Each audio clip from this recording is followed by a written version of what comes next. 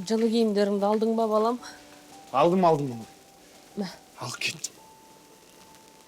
Мама, бұның бәрінің не үшін әуре болсыз? Мейірханға апарып бересің, ауылдың дәмі ғой. Сәлем. Мам, Ал, балам. дәрілеріңіз уақытылы ішесізші? Аха, қазір ішем ғой. Ой, ұмытып барады екен ғой. Мә, қалаға барғанда керек Мама, болады. қойыңды саласыңыз. Ал. Мамаңды ренжіткім келмейтін шығар.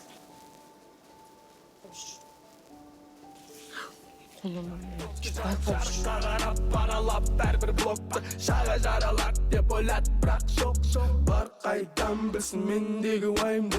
Ол уайым, менің уайым, бүгінгі тапқан мен қуантамағайынды. Себебі ағайын білет жайымды. Сенде керегіңді ал енді алдың, менде шыңдарға шығатын жол іздейм. Ол жол бірден керегіңе жеткізбей, ол жолды бәрібір өзіңе өзің кетсін.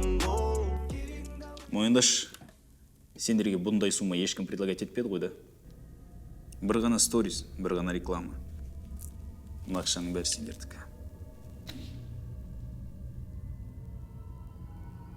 Бір ғана сторис па, братан?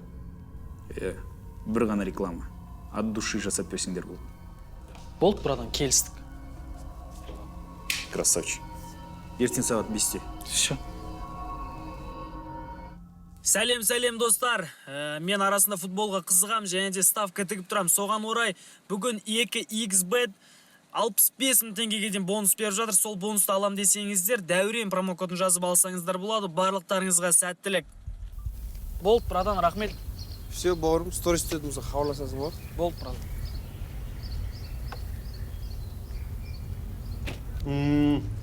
Дәмді отты, брат. Маңкам қолы жет көрмесін. Ден сау болсын. Әмин, радым. Ана құрттарды да жесеш? Жет ойып жеп ал, бәрін саған салып жіберді.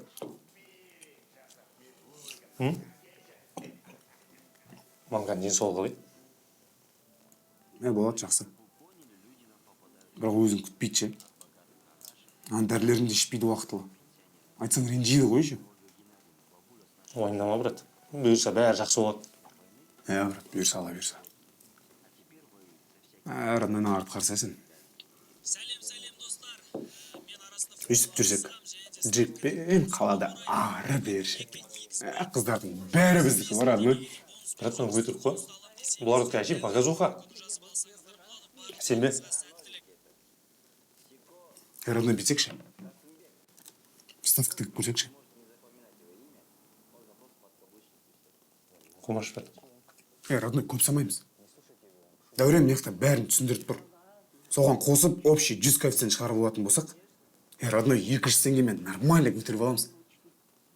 Брат, бәленің бәрі сол 200 теңгеден басталады. Артынан нейін тігіп жеп жатқандар қаншама. Қомаш. Родной, бір рет көрейікші енді. Шайын ішті, брат. Ставкасын ішті. Жігіттің орысша киініп алған. Қалай, брат? Жақсы. Кірмедің бе еге? Жоқ, осында сөйлесіп салайық. Тыныштық па? Не қалды? Не болғанда сол? Сен доляң беріп кетейін дегем, мынау сенікі. Қайдан келген ақшам мынау? Ана ставка болатын болса, Дәурен қалтаңа салып қоя ғой. Керек емес маған. Адик, қашанға дейін квартираға сандалып жүресің? Тем более бала шағаң бар. Алсашы мен мынаны керек болады деймін. Дәурен, ертең сен кесірінен қаншама адам қораға кіретінін білесің ба сен? Соны ойладың ба ше? Адик, қазір әркім өз үшін жауап береді, или мен бар, біреу үшін жауап беру керекпін ба? Басқа блогерларды қарашы. Шетелге бар, машина алып жатыр. Біздің жүрісіміз мынау. Алсашы ма, керек болады деймін.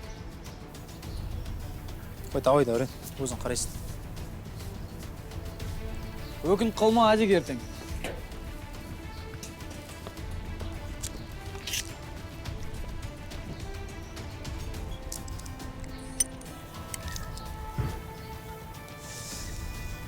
Алмасаң тіпті жақсы. Өзіме көп қалады зат.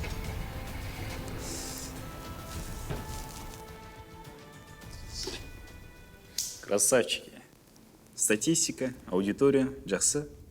Что там? Дальше жұмыс жасаймыз ба? Конечно, братан. Бір по-крупному бір 3-4 рекламалайық сендерден. Да? Болды, братан. 1 200 000. Келістік.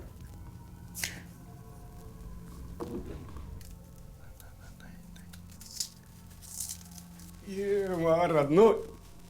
Не істеп жатсың? Тамақ жасайын деп жатырмын, пияз ашып. Сен ше? Таста кеттік. Қайға? Кеттік ресторанға. Кетіп стипендиясы ма не? Жоқ, стипендиясына ставка шықты, родной. Айттым мен саған бір көрек деп ән шықты. Братцы, ставка деген дұрыс емес ол. Бүгін жарайды шықты, ертең қадайды ол.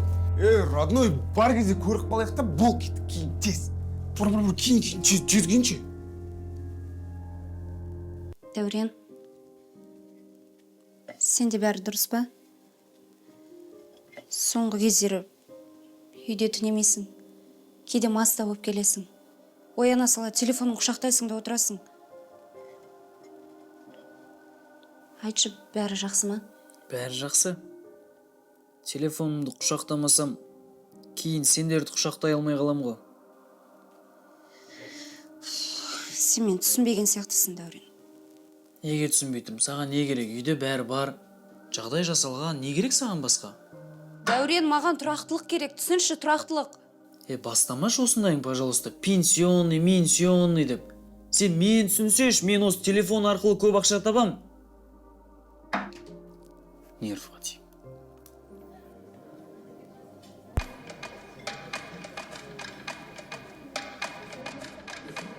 Jamal en Ganja.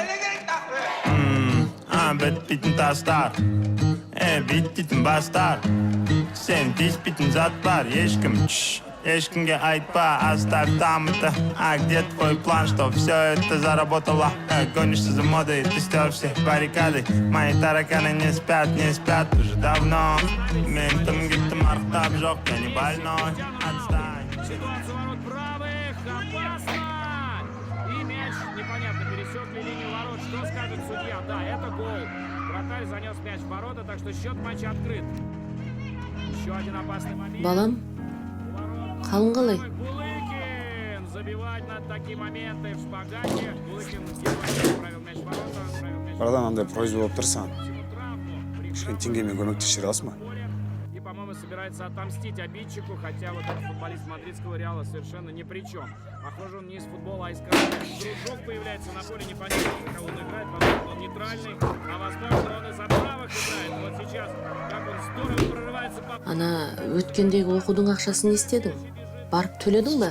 Түспеңдерші, пожалуйста, мен сендер менен ақша сұраған кезде тауып беремін ғой, всегда бір көмектесіп жіберіңдерші, братан, серьезно керек болып тұр ақша. Нет, не остановлено, судья дает играть. Итак, счет непонятно какой, игра продолжается.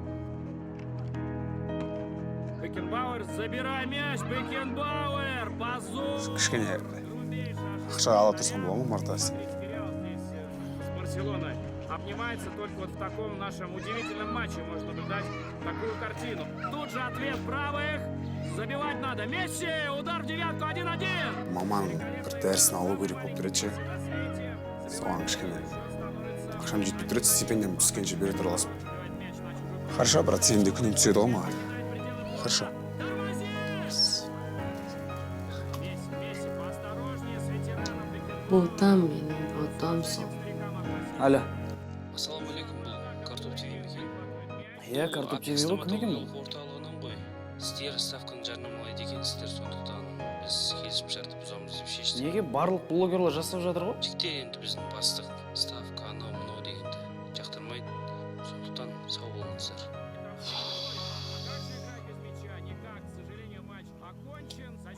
Неге қабаттасып кетті бірінің артынан бірі? Бәріне сен кінәлісің. Сенмен жұмыс жасап бастағалы. Жолым жабылды. Әйелім кетіп қалды, туыстарым кетіп қалды. Қалай жауап бересің осыған, а? Успокойся. Не кипишовать етіп олар сенен емес, сен олардан кеттің, надо будет. Конкретно аудиторияң бар, статистикаң жақсы. Ертең руководствомен кездесіп нормальный реклама алып берейін деп отырмын саған 5-6 миллионға тағы да. Давай, қолыңда барма, істеп қал. Машина аласың, бизнес ашасың. Ертең жаңа кеткен адамдардың бәрі надо будет көтіңнен жүгіретін болады. Давай, делай. Ойланатын түгі жоқ, блядь.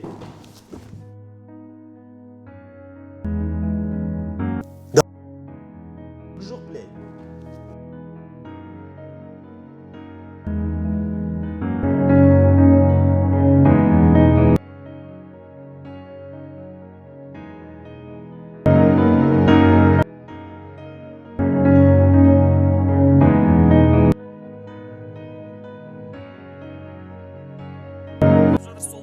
алам десеңіздер, Дәурен промокодын жазып алсаңыздар болады. Барлықтарыңызға сәттілік.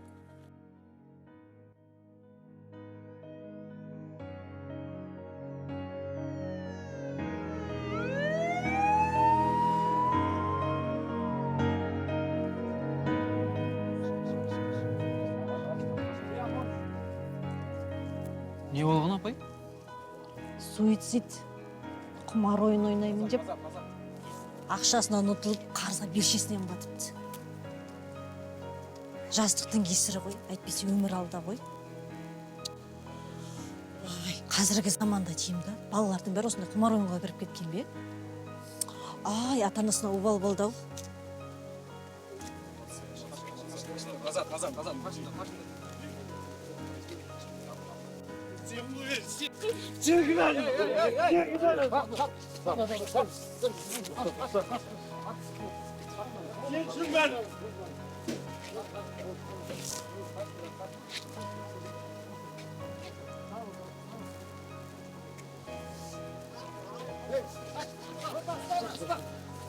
Қазақстандықтар 2020 жылы құмар ойындарға 78,6 миллиард теңге құртқан. Бұл 2019 жылмен салыстырғанда 6 есе көп. Зерттеулерге сүйенсек, ересектерге қарағанда жасөспірімдер құмар ойындарға 2 есеге тәуелді. Тек былтырдың өзінде 143 жасөспірім өз-өзіне қол жұмсамақ болған.